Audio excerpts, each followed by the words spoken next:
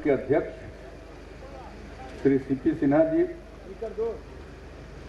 कृषि उत्पादन आयुक्त श्री आलोक कुमार सिन्हा जी, उद्योग विभाग के प्रधान सचिव श्री नवीन वर्मा जी, कृषि सचिव श्री विवेक कुमार सिंह, बीज निगम के प्रबंध निदेशक श्री संजीव हंस, सीआईआई के क्षेत्रीय निदेशक श्री सौगत मुखर्जी, सीआईआई के सदस्य श्री पीके सिन्हा, मंच पर उपस्थित अन्य सभी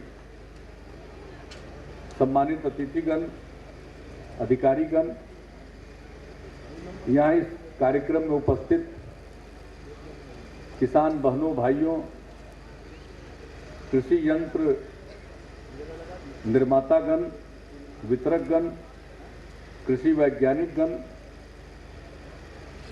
देवी और सज्जनों, प्रिंट एवं इलेक्ट्रॉनिक मीडिया के सभी यहाँ उपस्थित प्रतिनिधिगण,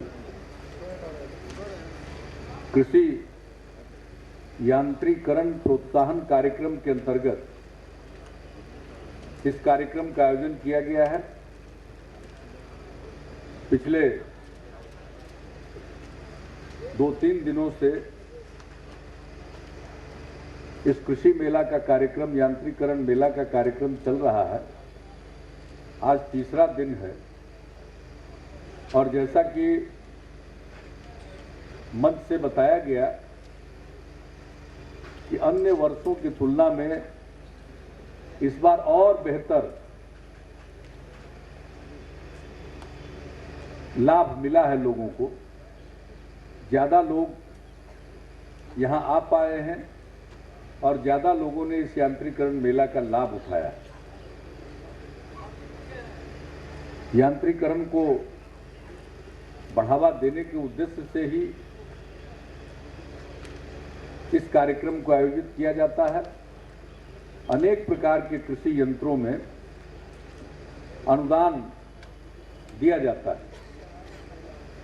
केंद्र सरकार की कुछ केंद्र प्रायोजित योजनाओं में अनुदान की व्यवस्था होती है और राज्य सरकार के द्वारा उसमें और धनराशि जोड़कर कुल अनुदान की राशि इतनी बढ़ा दी जाती है ताकि ये कार्यक्रम ज़्यादा लोकप्रिय हो जाए और ज़्यादा से ज़्यादा लोग यंत्रों को खरीद सकें।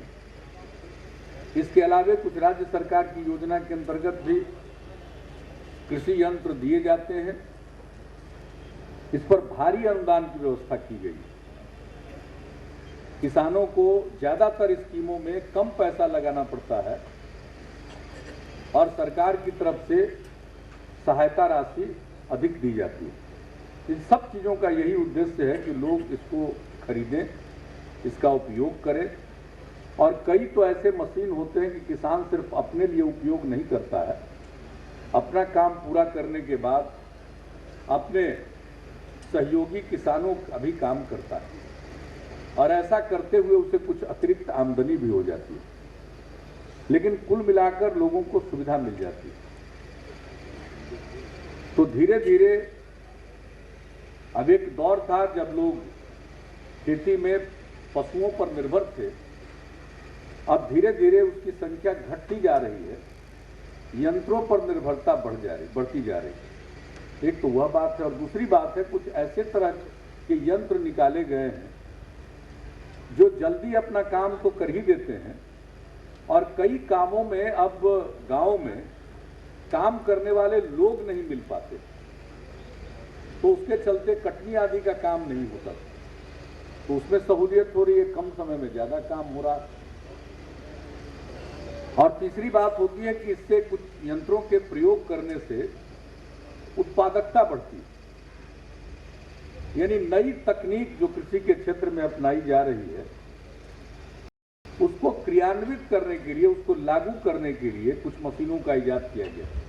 अब जैसे जीरो टिलेज, धान काटने के बाद जो नमी है बची हुई उसका उपयोग करते हुए गेहूं की बुवाई करना, तो उसके लिए जीरो टिलेज मशीन। तो इन सब चीज़ों में जो मशीनों का इस्तेमाल होता है, किसान उसको सुगमता पूर्वक प्राप्त कर सके, खरीद सके, इसके लिए यांत्रिकरण के अनेक कार्यक्रमों में अनुदान की व्यवस्था की गई और ये खुशी की बात है कि धीरे धीरे मशीनों को प्राप्त करने की, क्रय करने की प्रवृत्ति बढ़ती चली जा रही है। इससे उत्पादकता में वृद्धि होगी और कुल मिलाकर हमारा उत्पादन बढ़ेगा। अब इस बार जो हमारे किसानों ने कमाल किया है पिछले कुछ वर्षों में, उसका नतीजा सामने आने लगा। धान के उत्पादकता में दरवेशपुरा के किसानों ने वर्ल्ड रिकॉर्ड कायम किया, तो कहीं गेहूं का राष्ट्रीय उत्पादन बना लिया, राष्ट्रीय रिकॉर्ड बना लिया गेहूं के उत्पादकता का, कहीं आलू के उत्पादकता का रिकॉर्ड बनाया। तो हम देख रहे हैं धीरे धीरे ये प्रवृत्ति बढ़ रही है और एक स्वस्थ प्रतिस्पर्धा बिहार में चल रही है। अगर आज किसी एक जिले का किसान करता है तो अगली बार दूसरे जिले का किसान उससे आगे निकल जा रहा है और हम यही चाहते हैं कि सब इस स्वस्थ प्रतिस्पर्धा में भाग लें और उससे ज्यादा से ज्यादा उत्पादन हो जाए, क्योंकि उत्पादकता पर जोर देना ज्यादा जरूरी है और उत्पादकता प्राप्त करने के लिए जो भी तरकीब है उसको अपनाया जाना चाहिए। और हमारे किसान न सिर्फ मेहनती हैं बल्कि बुद्धिमान भी हैं। अब जो हम लोगों ने चलाया, जैविक खेती को प्रोत्साहित किया, अब कई जगहों पर लोग जैविक खेती कर रहे हैं, लेकिन किसान जो जैविक खेती करता है वह भी संतुष्ट होना चाहता है कि हम जो जैविक खेती कर रहे हैं उसमें लाभ ज्यादा है या परंपरागत रूप में जिसमें रासायनिक खाद और कीटनाशी दवाओं का इस्तेमाल करते हुए वो खेती करते थे उसमें लाभ ज्यादा है। अभी दुनिया के एक नामी गिरामी अर्थशास्त्री जिनका भाषण भी हुआ था पटना में, जोसेफ स्टिग्लिट्स, नोबेल पुरस्कार विजेता हैं अर्थशास्त्री, वो बिहार की यात्रा पर आए हुए और उनकी इच्छा थी, सुन रखा था उन्होंने, वो किसानों से मिलना चाहते थे। तो गए किसानों से मिलने के लिए। सारिलचक एक गांव है नालंदा जिले में, जहां नालंदा खंडहर है उसी के बगल में वो गांव है, वहां वो गए हुए थे। छोटे किसान है, कोई बड़े किसान नहीं है, वहां छोटे किसान, सीमांत किसान। और वहां उन्होंने देखा कि महिलाएं किस तरह से आगे आई हैं मशरूम उत्पादन। तो उनको शुरू में ये लगा कि ऐसे ही 2-4 महिलाएं कर रही होंगी, लेकिन जब उनके सामने लंबी कतार लग गई और सैकड़ों महिलाएं अपना अपना मशरूम लेकर आ गई उनको दिखलाने के लिए, तो वह आश्चर्यचकित रह गए। और हर तरह का मशरूम। इसके बाद उन्होंने सब्जी की खेती देखी, फूल गोभी की खेती। एक किसान ने उनको दिखाया, देखिए हमने जैविक खेती किया है, ये है फूल गोभी की खेती। और बगल में वो बड़ा ही शानदार लग रहा था, दिखने में भी खूबसूरत लग रहा था, उसका फल जो है वो पूरा और सुडौल था। और बगल में उतना नहीं था, तो उन्होंने पूछा कि ये बगल वाले खेत वाले का क्यों इतना खराब है? तो उन्होंने कहा बगल वाले खेत वाले ही दूसरे नहीं है, ये हमारा ही खेत है। तो उन्होंने पूछा कि भाई तो 2 खेत में आपका 2 तरह से क्यों है? कहा कि देखिए ये हमने ऑर्गेनिक किस्म से किया और हम संतुष्ट होना चाहते थे कि ऑर्गेनिक खेती अच्छा है कि जो रासायनिक खेती है वो अच्छा है, तो हमने बगल में उससे खेती की। तभी उन्होंने कहा और देखा कि जैविक खेती ज्यादा बेहतर है। तभी उन्होंने कहा कि बिहार के किसान वैज्ञानिकों से भी ज्यादा होशियार है। ये मामूली बात नहीं, बिहार के किसानों में तो गजब की चेतना आई, जागृति आई हर जगह। मैंने तो एक जगह की कहानी कर, और अभी 3 दिन पहले हम उस गांव में गए थे खुद भी देखने कि जो बात हमारे अधिकारियों ने बताई या जो बात खबर छपी है, जरा हम वहां जाकर देखें। वहां देखा हमने महिलाओं का उत्साह, पुरुषों का उत्साह, सबका उत्साह। तो अब एक उत्साह का वातावरण बना है। और ये पिछला कृषि रोड मैप में हम लोगों ने बहुत चीजों को प्रोत्साहित किया। अब नया कृषि रोड मैप जो लागू किया गया है गत वर्ष से, यानी इस वित्तीय वर्ष से, इसके परिणाम और बेहतर होंगे। लेकिन उसमें आप सबका सहयोग अपेक्षित है। यही उत्साह बनाए रखिए। हर प्रकार की स्कीम से न सिर्फ हम उत्पादन के लिए जो आदान है, इनपुट हैं, उसकी व्यवस्था करने पर जोर दे रहे हैं, बल्कि उत्पादन जो है उसको ठीक ढंग से बाजार मिले, उसके भंडारण की व्यवस्था हो, उसके लिए बाजार उपलब्ध हो, और जो चीजें बर्बाद हो जाती हैं बर्बाद न हो उसके लिए प्रसंस्करण हो। इन सब चीजों पर ध्यान दिया। और ये फसल, फूल, फल या सब्जी के लिए नहीं, हर एक चीज के लिए हम लोगों ने शुरू किया। दूध हो, अंडा हो, मछली हो, मांस हो, हर चीज के, हर प्रकार के खाद्य पदार्थों के लिए हम लोगों ने व्यापक कृषि रोड मैप बनाया। और मुझे पूरा विश्वास है नए कृषि रोड मैप के परिणाम और बेहतर आएंगे। और सचमुच जो हमारा सपना है कि हर हिंदुस्तानी के थाल में बिहार का एक व्यंजन पहुंचाएंगे, वो सपना आप सबके परिश्रम से, मेहनत से, सहयोग से साकार होगा। तो आज के इस अवसर पर मैं आप सबको अपनी शुभकामनाएं देता हूं। और कृषि विभाग से मैं एक ही अनुरोध करूंगा कि अब बड़े बड़े कार्यक्रम हो रहे हैं। मैं देख रहा था कृषि विभाग का बजट योजना का, 5-6 साल में योजना का इनका आकार था 20 करोड़, अब वो बढ़ करके हो गया है कितना, 2200 करोड़। मैंने पिछले 7 वर्षों के अंदर कितना बड़ा उछाल है। अभी हम और बढ़ाने जा रहे हैं। और दूसरी बात, हम देख रहे थे कि यंत्र वगैरह में कुछ नहीं दिया जाता।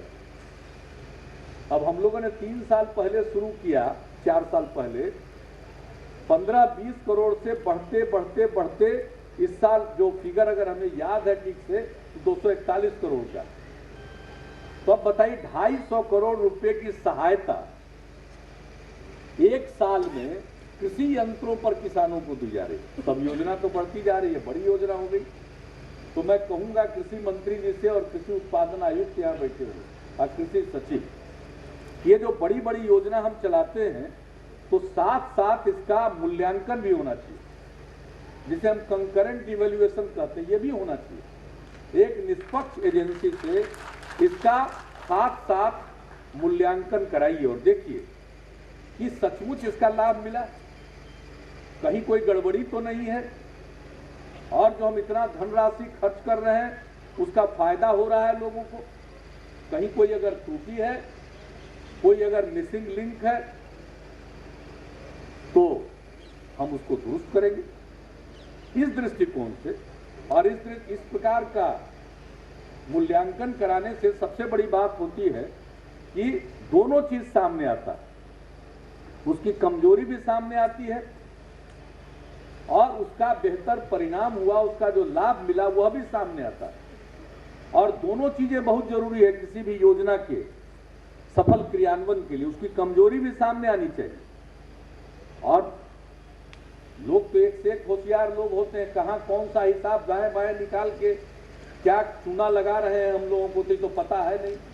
पता कई साल के बाद लगेगा, तो पता कई साल के बाद लगेगा और कोई पता लगावेगा, उसका हम इंतजार करेंगे कि हम साथ साथ खुद पता लगाते रहेंगे कि कहां कोई इधर उधर तो नहीं कर रहा है, बाएं दाएं तो नहीं कर रहा है। एक वो पता चलेगा, दूसरा इसका कितना लाभ मिला, हमें अपेक्षित लाभ मिल पा रहा है या नहीं मिल पा रहा, उत्पादन में, उत्पादकता में, किसानों की माली हालत में सुधार हो रहा है या नहीं हो रहा है। लेकर के लोग बाद में पछता तो नहीं रहे हैं, लेकर के लोग प्रसन्न तो नहीं हैं,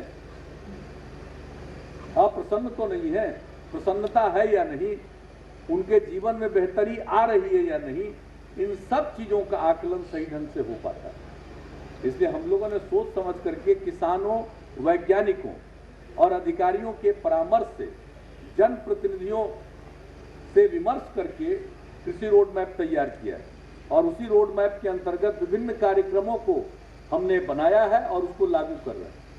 तो अब जरूरत इस बात की है कि इतना सब कुछ करने के बाद भी कहीं कोई छेद न रह जाए, उसके लिए कंकरेंट इवैल्यूएशन बहुत जरूरी है। तो मैं सुझाव दूंगा, क्योंकि अब व्यय जो है राशि का बढ़ता जा रहा है, जिसको वॉल्यूम कहते हैं, मात्रा कहते हैं, वो बढ़ती जा रही है। स्कीम की संख्या भी कई तो कोई चीज आंख से ओझल नहीं होना चाहिए। और ये जो उत्साह बना है, ये उत्साह बना रहना चाहिए। अगर कहीं किसी प्रकार की हम त्रुटि देखते हैं, उसका परिमार्जन करते हैं, कमी होती है उसको दूर करते हैं, और गड़बड़ करने वाले को भी दुरुस्त करते हैं। उसका भी इंतजाम है ना भाई। गड़बड़ करके सरकार का माल लेके कहीं चला जाएगा, तो उसका भी उपाय है, इंतजाम है। तो बड़े बड़े लोग डरा रहे हैं आजकल, इसके चलते भी कुछ लोग हमारे खिलाफ होते जा रहे हैं। तो जो हम बड़ा बड़ा मछली पकड़ने के चक्कर में हैं और धरा रहे हैं लोग, तो कई तरह के लोग जो हैं, वातावरण आजकल हम देखते हैं वो अच्छा शौक निकला। अब जैसे कानून व्यवस्था को दुरुस्त किया तो टाइटनिंग हो गई, समाज में भय पैदा करने वालों का। तो आजकल अब गौर से देखिएगा कि जो इससे प्रभावित पक्ष है कि गड़बड़ी नहीं हो रही है, समाज में आतंक कोई फैलाने में कामयाब नहीं हो रहा, तो वो चर्चा करेगा कि आजकल पहला बार से तो ठीक था, इस बार उतना ठीक नहीं है। और दूसरा जो गड़बड़ी में धरा रहा है, वो तरह तरह प्रचार करवाता है कि भ्रष्टाचार बढ़ा हुआ। तो उपाय बताओ जरा। हम लोग तो रोज भर के बंद कर दे रहे हैं, और कुछ दिन में और खबर सुनिएगा, एक से एक लोग और धरा जाएंगे। तो सारा काम चल रहा है, ये हम लोग बर्दाश्त नहीं कर सकते। भ्रष्टाचार के मामले में हमारे सरकार की जीरो टॉलरेंस की नीति है, बिल्कुल बर्दाश्त नहीं करेंगे की नीति है। इसलिए अगर कोई बात सामने आएगी तो हम लोगों को खोजना भी चाहिए। अगर मान लीजिए कि अपने आप सामने आ गया तो एक बात है, उस पर भी करेंगे कार्रवाई, लेकिन हम लोग भी खुद क्यों नहीं खोजते रहे। तो इसमें बहुत ही सहायक होता है कंकरेंट इवैल्यूएशन। कभी कभी देखिएगा कि नीचे ऊंचे उसका रेजिस्टेंस होगा। जब आप कहिएगा कि कराओ कंकरेंट इवैल्यूएशन, तो देखिएगा नीचे वाला आदमी करेगा कि कैसे होगा, वो कैसे होगा, मिन मैच निकालेगा, फाइलें 10 दिन दाब देगा, कहीं इधर रहेगा उधर रहेगा। इसके चक्कर में पक्का होना चाहिए, और हर स्कीम में धीरे धीरे कंकरेंट इवैल्यूएशन कराना चाहिए, मूल्यांकन कराना चाहिए, ताकि हम वस्तु स्थिति से अवगत हो सके। और देखिए, गांधी जी के नेतृत्व में आजादी मिली, उन्होंने क्या कहा जनप्रतिनिधियों के बारे में, या लोकतांत्रिक सरकारों के बारे में, या मंत्रियों के बारे में? कहा कि ये ट्रस्टी हैं, ट्रस्टी हैं, मालिक नहीं है, तो हम ट्रस्टी हैं। कई लोग हमसे कई कारण से नाराज होते हैं, उल्टे पुल्टा सब सामने लाने की कोशिश होती रहती है। तो भाई हम तो ट्रस्टी हैं, सरकार का धन कोई मेरी पैतृक संपत्ति नहीं है कि जेब में हाथ डाल करके लुटा दिया। ये अधिकार हम लोगों को प्राप्त नहीं है। हम है ट्रस्टी, और ट्रस्टी का काम है हिफाजत करना, तो हम हिफाजत भी करेंगे। तो गांधी जी बता करके गए हम लोगों की भूमिका, हम तो उसी को मानते, हम है ट्रस्टी। नाराजगी हो सकती है भाई, हमको सब समझ में आता है, लेकिन हम सब बड़ा बर्दाश्त किए रहते हैं। जो काम हम कर ही नहीं सकते उसके चक्कर में क्यों पड़े। बहुत लोग कहता है ठीक कर लीजिए ना, हम क्या ठीक कैसे करें, तो गांधी जी का सिद्धांत का क्या होगा। तो इसलिए हम उसके चक्कर में रहते हैं। यहाँ सतत जागृति, जागरूकता, सतर्कता सबसे बड़ा हथियार है, और इसका अपनाइए। और इतने बड़ी संख्या में किसान आ रहे हैं, भाग ले रहे हैं, और सबसे बड़ी बात चीज है खेती में प्रचार जो होता है, देखा देखी और मुहामुही। जो एक आदमी अनुभव किया उसको सुनाया तो उसका प्रचार होता है। अब पड़ोस का किसान अगर बढ़िया ढंग से खेती किया तो उसको देख करके लोग उस टेक्नोलॉजी को अपनाते हैं। तो जब इतने लोग, हजारों की संख्या में लोग यहाँ पर आवेंगे, तब मुहामुही प्रचार होगा, और जब उसका इस्तेमाल करेंगे तो देखा देखी प्रचार होगा। तो इन दोनों से मैं समझता हूँ कि 3 साल 4 साल में एक ऐसा दौर आएगा। हम गए थे अपने सेवा यात्रा के दौरान गत वर्ष रोहतास के गांव में, अब वो संपूर्ण गांव पूरे तौर पर यंत्रों पर निर्भर हो गए। और वहीं पर हमने किसानों से पूछा कि आप अपना अनुभव बताइए। जब उन्होंने अनुभव बताया तो उसी के आधार पर हमने तुरंत कृषि विभाग को कहा कि भाई आप सीधे ऑन डिमांड कर दीजिए कुछ चीजों को। ये जो हम लोग टारगेट देते हैं कि इस जिले में इतना, इस जिले में इतना, तो कोई जिले में इस्तेमाल नहीं होता और कोई जिले में उससे ज्यादा लोग इच्छुक रहते हैं। तो अगर संख्या कम है, इच्छा ज्यादा है, तो फिर सवाल आता है सिलेक्शन का, चयन का। तो चयन कौन करे? तो फिर चयन करने में पारदर्शिता होनी चाहिए। अब पता नहीं कहां कहां देखिएगा, चयनकर्ता क्या कर लिया कोई ठिकाना नहीं है। इसलिए हम लोगों के सरकार की नीति है अधिकांश मामलों में जहां संभव है कि हम ऑन डिमांड कर ले, जो लेना चाहे उसको दे दीजिए, सहायता दे दीजिए। तो मुझे खुशी है कि बहुत सारे मामलों में, सभी मामलों में तो नहीं, लेकिन बहुत सारे मामलों में कृषि विभाग ने यह काम किया है। और इसके लिए मैं कृषि मंत्री जी को और उनके तमाम पदाधिकारियों को मैं धन्यवाद देता हूं। और किसानों का मनोबल ऊंचा रहे, उनका उत्साह बना रहे, इसके लिए आवश्यकता इस बात की है कि आप लोग भी, कृषि विभाग के तमाम अधिकारी, हमारे कृषि मंत्री जी रोज आते थे, कहते थे अधिकारी का किल्लत, ठहरिए भाई देख लेंगे। आप ये शिकायत नहीं कर सकते, अधिकारी की कमी नहीं, इनको अधिकारी भर दिया हमने। अब उसी तरह से हम भी चाहते हैं कि आप और आपके अधिकारी सब जगह विभिन्न जिलों में दिख जाए, माने दिखते रहे। कभी हम अखबार में पढ़ें कि सीतामढ़ी में, कभी हम अखबार में पढ़ें कि रोहतास में, कभी पढ़ें कि ये तो साहब मधेपुरा में। तो ऐसा दृश्य होना चाहिए। पटना में तो सब लोग रहते ही हैं और पटना के किसान तो बहुत प्रगतिशील किसान है। एक से एक नूतन प्रयोग लोगों ने किया है। कलाम साहब भी आते हैं तो पाली जाते हैं। तो एक बार हम उन्हीं के साथ गए तो देखा, तो जैसी स्थिति उसके हिसाब से अपने को ढालते हैं। तो यहाँ के किसान तो नित्य नया प्रयोग करते, जोखम उठाते हैं। और आज जो उत्साह पैदा हुआ है वो सचमुच बना रहे, इस उत्साह पर किसी की नजर न लगे। तो यही भगवान से प्रार्थना करते हैं, ऊपर वाले से यही दुआ करते हैं, ये जो हमारे लोगों में, किसानों में उत्साह आया है, ये बरकरार रहे। और ये बरकरार रहेगा तो निश्चित रूप से हम हर हिंदुस्तानी के थाल में बिहार का व्यंजन पहुंचाने में कामयाब होंगे। इन्हीं शब्दों के साथ आप सब लोगों को ढेर सारी शुभकामनाएं। बहुत बहुत धन्यवाद।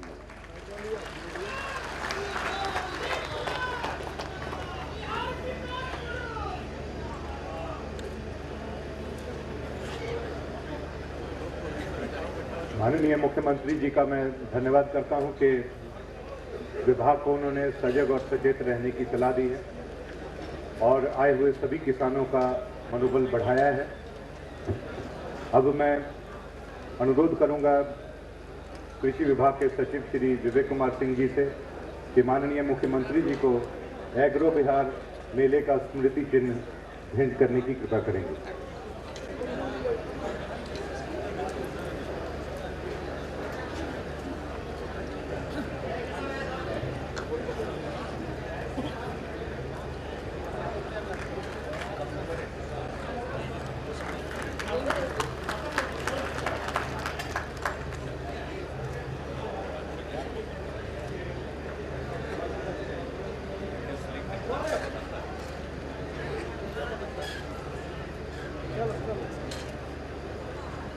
अनुरोध है श्री त्रिपाठी जी से और दीपक जी से आए हुए माननीय अतिथियों को भी स्मृति चिन्ह।